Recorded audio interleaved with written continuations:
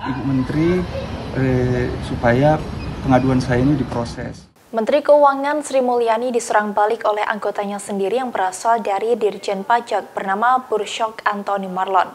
Ia melayangkan sindiran pada Sri Mulyani setelah Menteri Keuangan tersebut menindak Rafael Alun terkait harta kekayaannya yang dinilai janggal.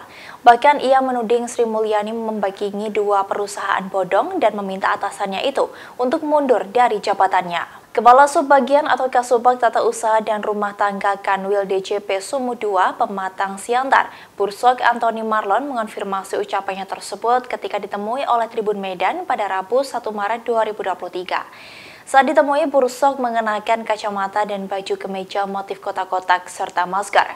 Bursyok melayangkan sindiran kepada Sri Mulyani dengan menyebut bahwa aturan sang menteri soal melarang pejabat hidup mewah dan membubarkan klub motor merupakan aturan yang sembrono.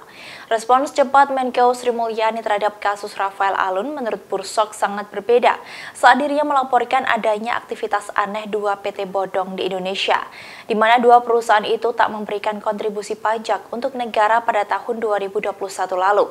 Atas hal itu, ia pun menilai bahwa Sri Mulyani terlibat membackingi 2 perseroan terbatas atau PT bodong. Menurut Bursyok, Menteri Keuangan Sri Mulyani seperti tutup mata dengan aktivitas 2 perusahaan bodong tersebut yang seharusnya kementerian melakukan pemeriksaan secara serius. Bursyok juga mengatakan bahwa 2 perusahaan itu tidak memiliki NPWP dan tidak terdaftar di Dirjen AHU Kementerian Hukum dan HAM. Perusahaan bodong ini yaitu PT Beta Access Vouchers dan PT Antares Payment Method. Bursyok merasa kecewa berat dengan pimpinan institusi tempat ia bernaung, padahal ia sendiri sudah melampirkan bukti-bukti terkait PT bodong tersebut. Oleh sebab itu, Bursyok meminta agar Sri Mulyani mundur dari jabatannya sebagai Menteri Keuangan.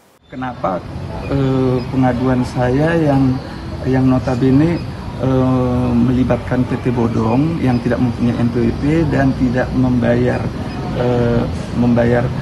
pajak padahal menerima penghasilan di Indonesia, itu kenapa harus dilimpahkan ke OJK? Saya hanya minta tolong kepada Ibu Menteri supaya pengaduan saya ini diproses. Terima kasih sudah nonton. Jangan lupa like, subscribe, dan share ya.